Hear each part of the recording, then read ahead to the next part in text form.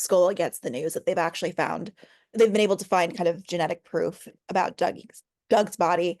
What does that bit of closure mean for him, both short term and long term? Mhm. I think the thing that I felt when we shot it was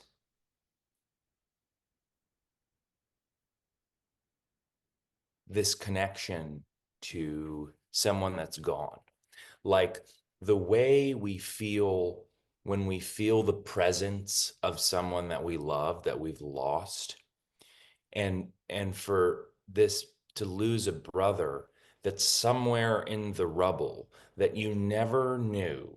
There was just a pile and you never got to find anything. You never knew a word, right? For to open a letter and then say, here he is.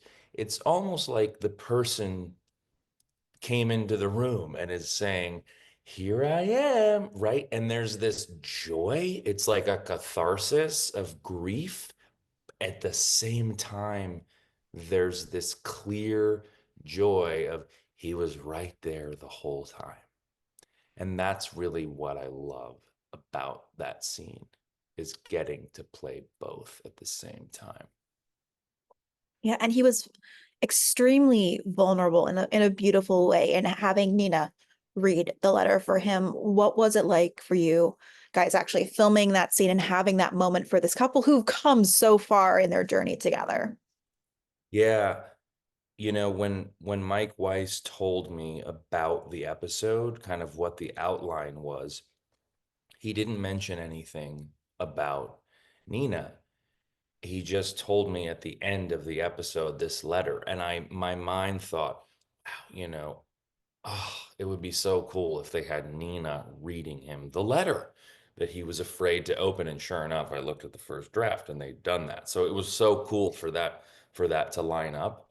But yeah, we really explored the vulnerability of asking her to read it. That was the part of the scene that was actually more nuanced and difficult to play, is to have to ask someone, will you help me? Like, I need you right now. That was something that we found on the day.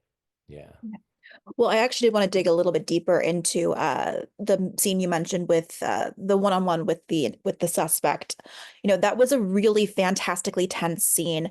In your mind, how much of Scola did he want to give to this woman when he was talking to her? Like, was there a part of him that was worried about giving too much of himself in that moment, or was he thinking, there's nothing off the table if that means I can save this plane full of people? Yeah, I think there was, I think the exactly what you just said. I think there was no part of, there was nothing that he wouldn't do. He was willing to go there to see her pain, to show his pain, to connect, like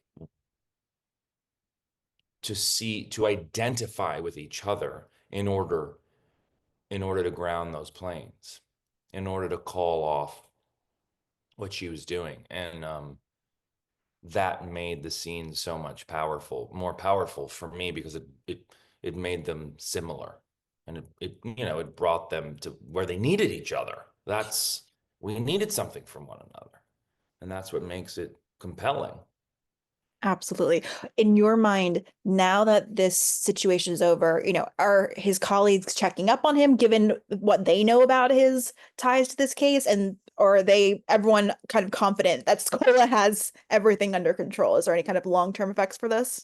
Yeah, no, I think there's definitely, this is just opening the door. This is just the beginning for a new relationship to the most significant tragedy of his life, losing his brother that way. I think that there's a new type of grief.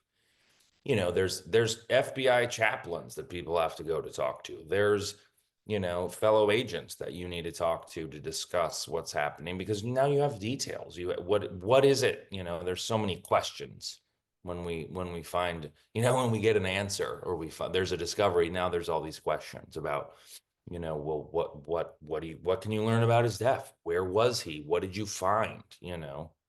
Um, and how does he get closure for that? Is there a way?